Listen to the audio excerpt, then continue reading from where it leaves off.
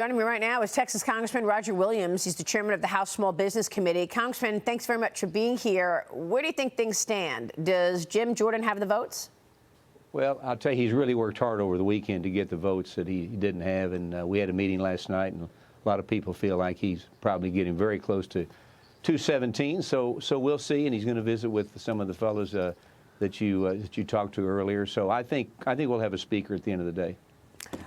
Let me get your take on all of this and what it has meant for the people's business. I mean, you've got, what, how many days left to get this work done in terms of the appropriations bills? Do you think you'll be able to do it and not have a government shutdown November 17th? Well, that's a great question. We've wasted a lot of time on this speaker's situation, as you know, that we should be working on appropriations. So I don't want to say it can't get done. I mean, we did pass 4 appropriated bills last week, I believe it was. So I'm a positive guy, so let's see if we can get it done. But we've burned a lot of time deciding who's going to be our next speaker. Well, it sounds like we could see a government shutdown. Well, I mean, it's the same thing. It's the same movie again, right? If you can't get your appropriated bills, you have to decide if you're going to go a CR or shut the government down. And most of us are not interested in going continuing resolutions. So it's as soon as we get speaker done.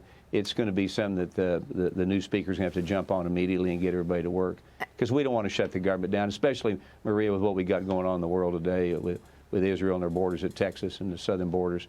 We don't need to shut it down, but we need to be prudent on where we go. Right, which brings me to the priority of Israel and aid to Israel. What are your thoughts in terms of this idea that some would like to combine money to Israel to money with money to Ukraine?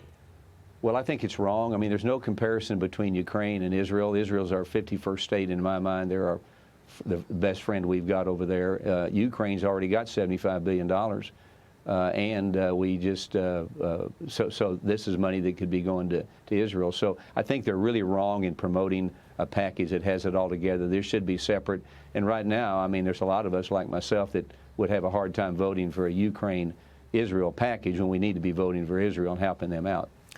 Let me ask you about that, because police in Brussels killed a suspected terrorist this morning after he allegedly shot and killed 2 people Monday night. The suspect said to have been inspired by the Islamic State. In the U.S., Customs and Border Protection say 2 Iranians who reportedly pose a significant security threat were captured trying to cross the border in the last 2 weeks, Congressman. So the border, I know, is you and your colleagues' priority here, and it's wide open, and we've got people coming from all over the world, Middle Eastern countries, Chinese nationals who are military-aged men. What can you do about it? Well, you're exactly right. I mean, these people are already over here. The idea that people are coming, they're already over here. We see lots of times who we've captured the night before. What we do about it is get back to where we secure the border. The wall works, judges work, the stay in Mexico policy works. And we need to be putting all that back together again, but we're just having people run in here right now like a movie, and they're just breaking the law, and they're coming here. And the scary thing is, Maria, as you know, they're not leaving, they're staying.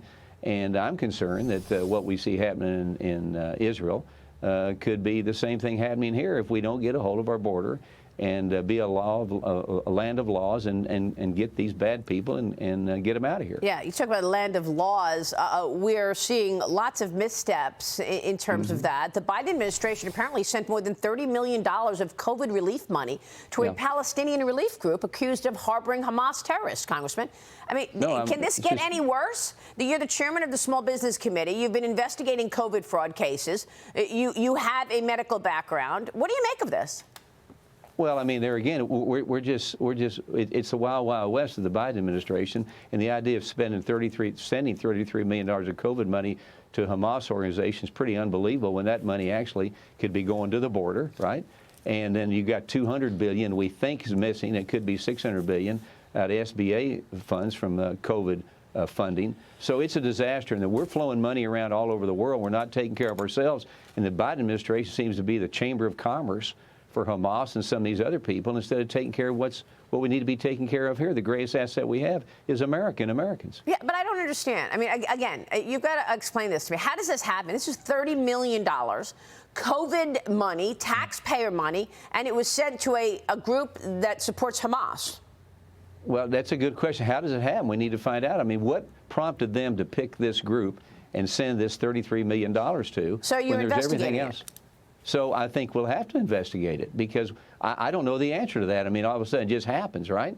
And so we need to find out why and where and who, and make sure that doesn't happen again, that the money goes where it's supposed to go. And there's plenty of places it can go right here in America. Well, what else are they doing that we don't know about? Todd Pyro, I mean, it's outrageous. Jump in. Well, my concern, Congressman, is that we've been talking about getting this money back, finding the fraud in COVID money, and obviously this $30 million to an organization that, connected to Hamas is not good. But when is the clawback going to happen? When is our Treasury going to get this money? Well, I'm going to tell you, the small businesses and the Small Business Committee, which I chair, we're all over this. We've had the Inspector General do the audit, $200 billion. It could be $600 billion, he said. The SBA thinks it's only $36 billion, like that's chump change. And we've got a program. We're going to be announcing a program. We're basically going to put America on commission. We're going to ask Americans to find this money, and we'll literally pay them 10% if they come back in commission. We'll pay them 15% if it comes from China. But we want people engaged. We want to get this money back, Todd. It's the people's money. I look at it as a business guy, it's a payable that the government has of the people, and it's receivable we have from the government. And we're not going to just talk about it. We're going to get some of this money back. I'm not saying $200 billion, but we're going to get some of this money back, and we've got a plan to get it going. And you'll be seeing more of it as we ramp out now once we get a speaker. So within the next year, let's say, we could see some of this money back in the coffers. Absolutely. I would hope it'd be before a year. And I think some of these people that stole the money with phony Social Security numbers and phony identification, they might even want to bring the money back they stole if they got 10%. Well, look, we've all watched the fight underway over spending. Kevin McCarthy, while Speaker, tried very hard to get meetings with Joe Biden, and the president just blew him off for a long time until finally coming up with that debt ceiling agreement. But, Congressman, what are you going to do at this point, given that you're up against that wall of Democrats refusing to stop the spending? Well, that's where I guess you want to say debate negotiation comes through. I mean, we're never going to be able to have the income is what we're spending.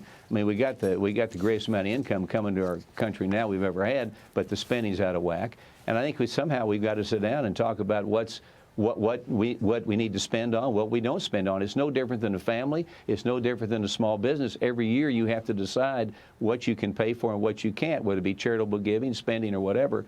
But we got to somehow bring business principles back to this government, or we're out of control. We're spending more and going to continue to spend and spend and spend, and we can't, and the income can't generate that much when you have an economy that's getting better, but you got higher interest rates. You've got supply side. You've got a lot of things that are hindering this great economy from going again. Yeah. Congressman, it's good to see you this morning. We'll be watching all of that. Always. Thanks very much.